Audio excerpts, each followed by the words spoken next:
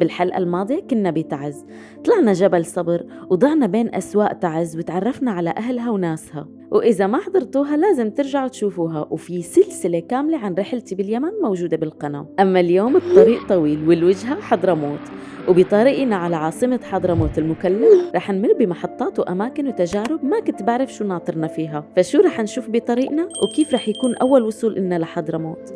يلا نبدأ المشوار. ويا صباح الخير بفيديو جديد من قلب اليمن. أنا حاليا موجودة في اليمن السعيد. طبعا أنا عم صور لكم سلسلة كتير كتير كتير كتير حلوة يلي هي رحلتي من الإمارات إلى اليمن برا، وأنا موجودة في اليمن وبالتحديد قريبة جدا على حضرموت في منتجع قنا. حاليا حنعمل جولة كتير كتير حلوة.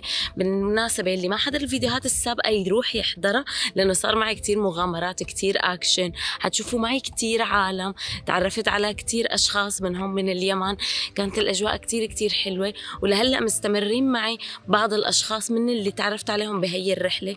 طبعا أنا هلأ عم بيرافقني من الرحلة شخصين من اليمن، سعيد وأحمد، هي اللي عم يحضر الفيديو لأول مرة. أما بالنسبة اللي حضر الفيديوهات السابقة حيعرف مين هن وشو صار معنا مغامرات.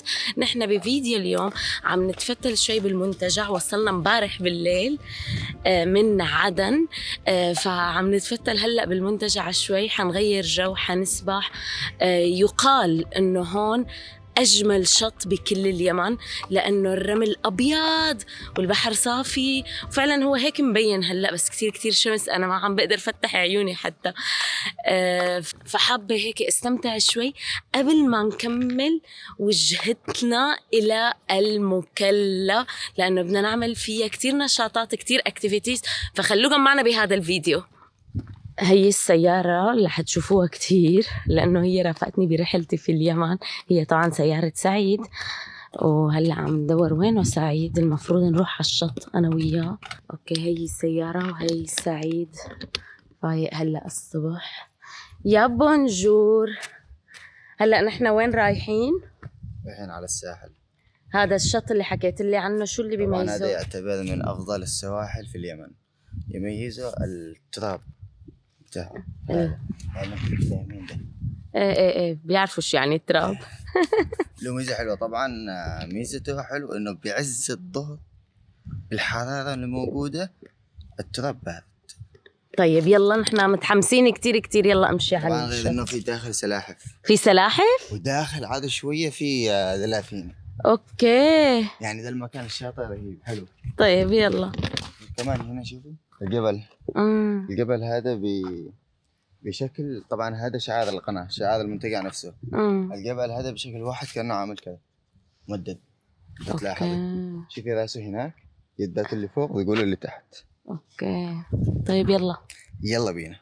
نحن هلا اجينا على الشط، بس بدي ورجيكم مثل ما كان عم بيقلنا سعيد انه الرمل هون ابيض، يعني ما له بني، وعلى فكره كتير مبورد. نحن مثلا الساعه 10-11 الصبح، رغم كل الشوب الرمل بارد برودة، والبحر مبين كتير كتير صافي. لهيك قررنا أنا وسعيد نعملنا هلأ غطة على السريع هون نستكشف فيها البحر.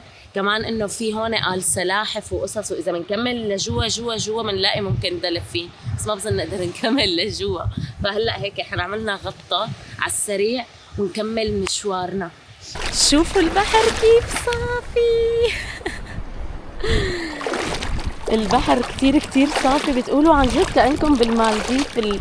يعني شايفين كل الأرض تبع البحر، ونظيف نظيف نظيف الشط، وهادي جدا جدا.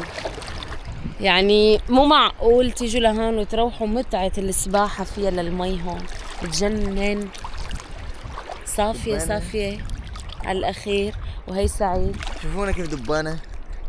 طبعا لا بس دي عشان اشوف الوضوح التام ده تحت الماء حرفيا صافي. والله بدي انزل الكاميرا الان، شوفوا هاي تنزل لي الكاميرا. يلا قولي انت مستعده انا بنزلها. يلا وين بدك تغوصي؟ بدك غوص؟ ايه. بس المشكله ما بقدر افتح عيوني الا بتقدري هنا تفتحي عيونك. يلا متاكد؟ ايوه اوكي يلا. كيف؟ يلا 1 2 3.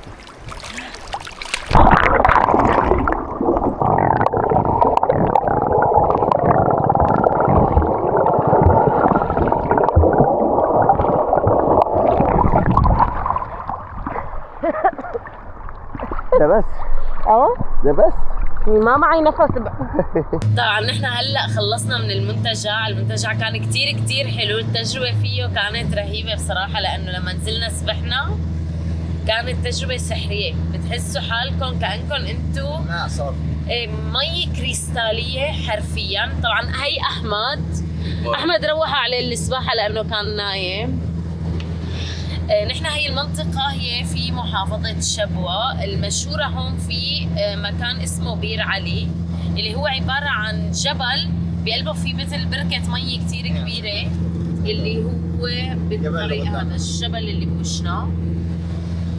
فنحن حنمر عليه نحن هلا حنمر عليه وبعدين متجهين إلى المكلا. تقريبا رحلتنا حتستمر حوالي 3 ساعات 4 ساعات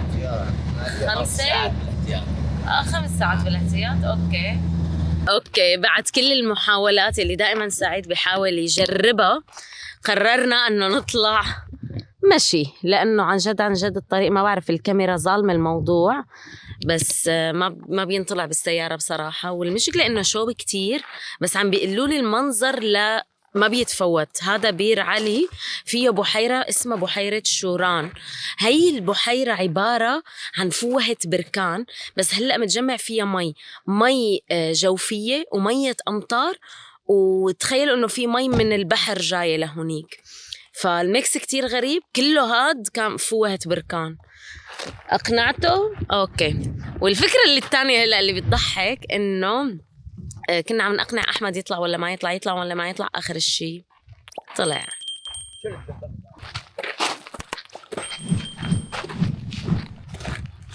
ايش وضعك؟ طبعا كالعادة سعيد بيحب يطلعني بالشمس. انت في اليمن متعب الطلعة بالشمس. هذيك بدأتي توصلي للقمة. أنا بدأت أوصل للقمة. يلا كي نشوف أول وحدة، شوف المنظر ده اشتغل كي. اطلعي امشي يلا شوفي.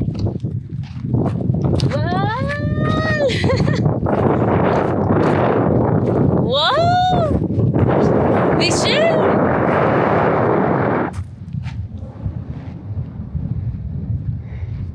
المكان سهل اكيد بيستاهل. نحن ما قطعنا شيء، يعني قطعنا بس شوي طلعنا، بس كتير بيستاهل. طبعا احمد طلع معنا لنص الطريق حرفيا، وقرر يرجع على السياره اللي هنيك انتم شايفينها، يلي كان سعيد مفكر حاله انه بيقدر يطلع بالسياره لهون. لا ما كانت حفاظ، ما كانت بتحول السياره لا غير. طبعا المكان هون خرافي بصراحة، بيستحق الطلعة. وعلى فكرة الطلعة مالها كتير طويلة. أنا توقعت إنه نحن حنطلع جبل ونطول وهيك، ما أخذ معنا 10 دقايق 5 دقايق، وأنا كنت كل شوي عم وقف وريح وهيك. بس المكان كتير حلو. هي كانت فوهة بركان سابقا وتحولت لبحيرة. طبعا سعيد عم يخبرني إنه على الأغلب ما فيكم تسبحوا بهي البحيرة، يعني غير قابلة للسباحة. المي اللي فيها هي عبارة عن مياه الجوفية اللي طالعة من تحت ومياه الأمطار، وقالوا فيها مياه البحر. ما بعرف كيف نقل مياه البحر لجوا، ولكن المنظر هون كتير حلو. يعني حلو إذا أنتم مارين على الطريق توقفوا هون تاخدوا لكم كم صورة حلوة تستمتعوا.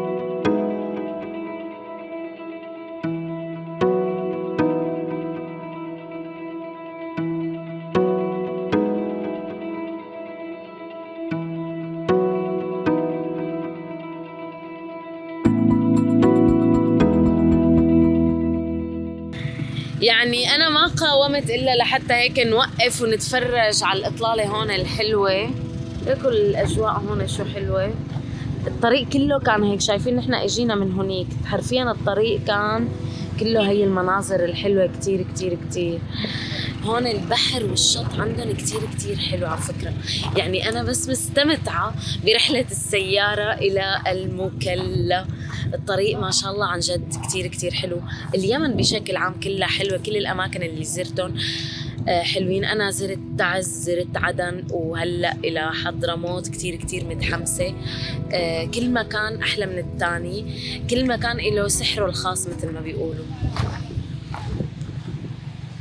واخيرا وصلنا الى المكلا اللي بتعتبر هي عاصمه حضرموت او المدينه الرئيسيه تبع محافظه حضرموت. الاجواء هون كتير كتير حلوه. طبعا نحن وصلنا كالعاده بالليل، فهلا نحن حنروح ناكل. بعد الاكل بدنا نروح على الاوتيل نريح لحتى نفيق بكره بنشاط وحماس ونستكشف هي المدينه اللي شكلها كتير كتير حلو. طبعا اللي وراي هو خور المكلا. بركي بكره بحاول هيك اعمل جوله فيه واحكي لكم كثير قصص عن هي المدينه وعن هذا المكان. بشوفكم الصبح. طبعا المكلا جاي من كلمه كلا. طبعا انا عملت ريسيرش لعرفت هي المعلومات يلي هي المرسى تبع السفن. طبعا هي فيها ميناء مهم جدا جدا جدا، وكانت سابقا قريه صغيره هي قريه صيد. كانت قرية صيد، مع مرور السنين تحولت من قرية صيد لمينا. anyway المدينة هلأ صارت كتير حيوية ونشطة بعد ما كانت مكان صغير فيه صيادين عايشين بس على الصيد.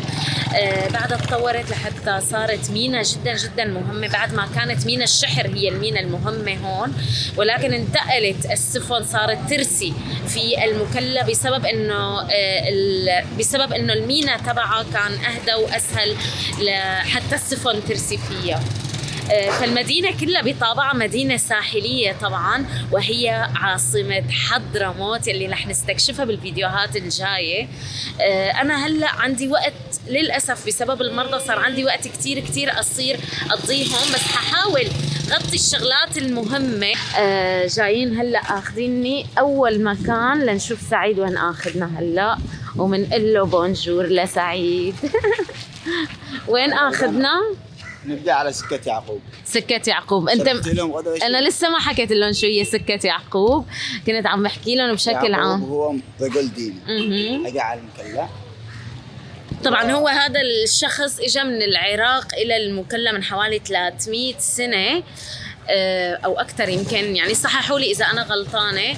وبعد ما اجى لهون العالم هون كتير كتير حبته. هو رجل دين وعالم، وحبوا يسموا المنطقه هي سوق شعبي وحي كامل سمي تحت اسمه، يعني لانه هن كانوا كتير بيحترموه وبيقدروه، لانه هو ساهم بتطور هي المدينه اول شيء ممكن تعرف المتابعين عن حضرتك؟ الدكتور زكي صالح بمكري. اوكي. عاقل حي الحاره، هذا اقدم حي في المكلا، حي الحاره. حي الحاره هلا فيه. اوكي. فيك تحكي لي اكثر هون حضرتك عن المبنى هون، عن سكه يعقوب؟ طبعا هذا المبنى سمي باسم يعقوب، هو يعقوب بن يوسف العباسي. هذا يعقوب بن يوسف العباسي كان وزير الدوله العباسيه في بغداد، ونتيجه للصراعات الدينيه في الفتره ذيك حق الخلافه العباسيه هاجر من هناك ومعه طبعا اسرته وعياله وحاشيته، وجاءوا الى المكلا هنا مقابل البحر حق سكه يعقوب، وخرجوا للمكلا. وفي البدايه عاشوا في المكلا هو واولاده، وتوفى في المكلا وتم دفنه في هذا المكان اللي يسمونه الطين البيضاء. طبعا يعقوب بن يوسف هذا كان شخصيه كبيره جدا في المجتمع انذاك، ولما جاء هنا طبعا جاء مش لحاله، جاء مع اسرته ومعهم طبعا ايش كميات كبيره من البشر ومن الامكانيات الماديه، وسكنوا في المكلا. وكان المكلا طبعا ايش نادرا ما حد يسكن فيها، اغلب اللي ساكنين فيها عباره عن صيادين يفرشوا الاسماك فيها، حتى كانوا يسمونه خيصر. خيصر كان ايش؟ كان صيادين، تجفيف الاسماك. عاش الرجال هنا فتره مع بعض. تمام. عاش الرجال فتره هنا في المكلا وتوفى. اولاده انتقلوا الى منطقه يسمونها غير باوزير نسبه لاسمه، لان هذه المنطقه اللي بجنب المكلا منطقه زراعيه مشهوره، اصبحت الان مدينه اسمها غير باوزير نسبه لابناء يعقوب بن يوسف هذا العباس اللي هديك سكن في المكلا. وبعدين هون كيف صارت هذا السوق والسكه والاسواق؟ ايوه طبعا هو مدفون في المقبره هذه الان نحب نشوفها. تمام. يلا لنشوف المقبره معناتها بالاول. هي هذا المكان، هي المقبره. ايوه هذه المقبره اسمها مقبره الشيخ يعقوب بن يوسف باوزير العباسي، وهذا المقام هو مدفون داخله. هو بعد ذلك دفنوا العلماء حق المكلا والسلاطين مقبورين داخل، سلاطين الدولة القيعطية. واغلب الناس الاخيار تم دفنهم داخل هذه الله يرحمه. هذا عامة الناس والى الان مفتوح. وطبعا هذه مقبره سبيل يعني مجانا، اللي بيدفن فيها مجانا صدق يعني. ما بعض هي مقبره المكلا الاساسيه. مقبره المكلا الاساسيه. لكن حاليا طبعا ما يدفنون فيها الا ابناء المكلا القديمين. الاصل اهل المدينه نفسهم. اما النازحين يتم دفنهم في مقبره فوه مبيخه. هذا السوق الرئيسي للمكلا القديمه. تمام. هذه جولتين مشهورتين في المكلا. هذيك اللي هناك لو تشوفها جولة واحد يسمونه خالد بن هامل تم قتله. جولة هذيك السيارات اللي هناك. الجولة قصدك الدوار؟ الدوار. تمام. وهذه الدوار يسمونها دوار الدلة. هذيك اللي هناك. كان فيها دلة وكانوا يسمونها الجابية اللي المكلا يشترون منها الماء في الفترات السابقة. لكن طبعا السير الرئيسي او الشارع الرئيسي. طب هو هذا المبنى تم بناؤه وقت يعقوب؟ أيوة. ولا بعد ما توفى؟ لا بعد ما توفى. المقبره فقط، لكن بعد ما توفى جاءت دولة اسمها الدولة الكسادية. الدولة الكسادية قبل الدولة القعطية. ملكية يعني. تمام. وهم اللي قاموا ببناء هذا المكان، وكان رئاسة الدولة في هذا المكان بهذا المبنى. ايش معناته انهم اختاروا هذا المبنى؟ هل في الرمزية انه قديم. الرمزية انه قديم. نحن هلا بالاحياء القديمة تبع المكلا. حتى هذا كان البحر هذا يدق له هنا. البحر هذا كان يرش لما هنا. تمام. كان هذا كله جديد. كان هذا كله جديد كبسوه. ولا هو البحر كان يدق. حتى هذا اثار الندوة في البيوت هذه. تمام. هذا دليل البحر كان يفتح. حتى لما كنا نحن اطفال كنا في هذا المكان نتغسل في البحر في هذا المكان. هون لهون موصل البحر. أيوه. هذا السرك الجديد. كان السرك الرئيسي هذاك هناك. في سرك هنا. هذا هو السرك الرئيسي. طب وهلا الاسواق مو شغاله هلا الصبح الظهر ولا امتى بيفتحوا؟ للعصر اكثر شيء. بيسكروا بعد العصر؟ لا الان يسكروا. هلا مسكرين بيفتحوا العصر. سكروا الان يعني بعد قليل تقريبا بيسكروا. الان واحده وشويه يسكرون. لا اي ساعة؟ العصر يفتحون بالذات سوق النساء. لو توديها سوق النساء. سوق ضخم في حركه قويه. حتى سوق ذهب يعني يسمونه بيفتحوا على العصر يعني 3 4. ايوه. اوكي. 4 بالضبط. بالراحه اول دخل. وهلا بهالشوبات قلنا قبل ما نروح على موضوع الاكل مرينا هيك مرقه سريعه لنقول على حصن الغويزي. هذا الحصن هو بمدخل مدينه المكلا، معلم تاريخي قديم للعالم اللي بتحب تزور هي المعالم. طبعا انتم في حضرموت، يعني هي عباره عن يعني هي عبارة عن محافظة كلها تاريخ، كلها أماكن تاريخية، ومن أقدم الشغلات التاريخية اللي ممكن تشوفوها موجودة في حضرموت. فنحن هلأ اجينا على هذا الحصن نتفرج عليه شوي مرقة سريعة. هلأ بدي أخبركم إياه مع الأسف إنه هون كأنه ما في كتير اهتمام زايد بهي المنشآت. يعني نحن هيك فتنا هيك ما في حدا مثلا يشرح لنا، ما في حدا يحكي لنا هون. بس الحلو انه ما بتدفعوا شيء على الدخوليه. بس انا عندي بعض المعلومات عنه. هو هذا الحصن كان حصن للدفاع عن مدينه المكلا وبيقع على مدخلها.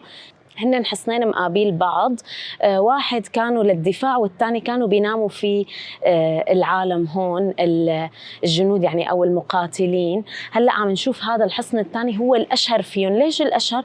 لانه هو محطوط على صخره وسموه بفك الاسد لانه شكله حلو، ولكن الحصن الاساسي هو على الطرف الثاني. بس نحن اجينا على هذا لانه هذا جماليا شكله احلى، انا هيك يعني من وجهة نظري. هلا هذا الحصن الاول وهداك هو الحصن الاساسي. شايفين كيف شكله تماما مختلف عن هذا كان فيه حجرات بالطابق الاول والطابق الثاني عبارة عن هي الشبابيك. طبعا هي الابنية كتير حتشوفوها في حضرموت لانه هي تراثية طبعا.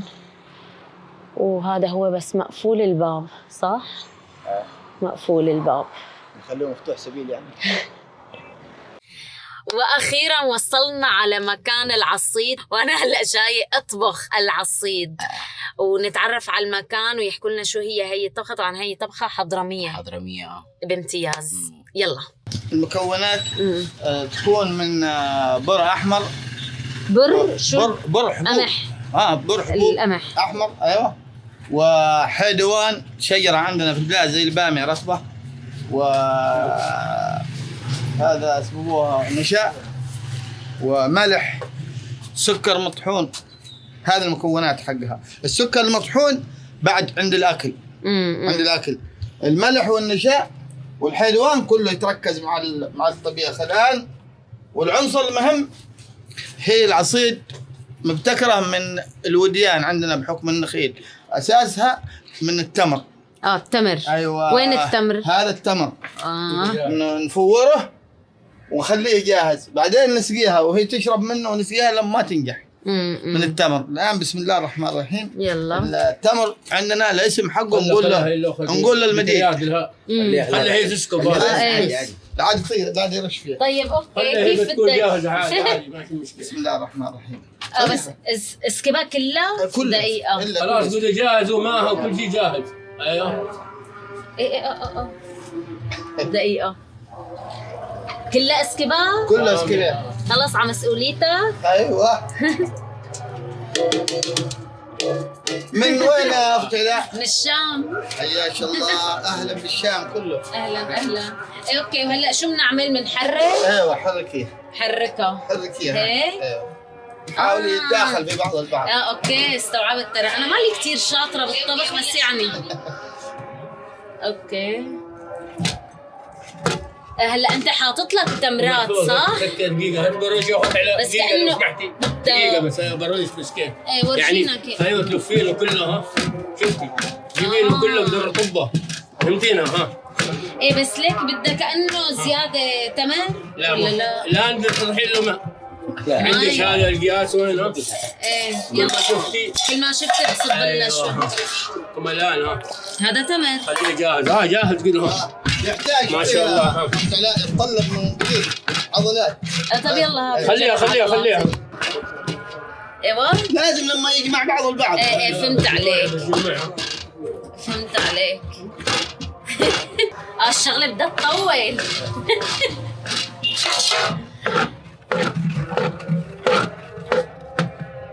صارت الشغلة سهلة. ايوه بس لسه كأنه بده شوي. انا بحط لها شوية قليل لا تكتر. قليل هيك. ايوه.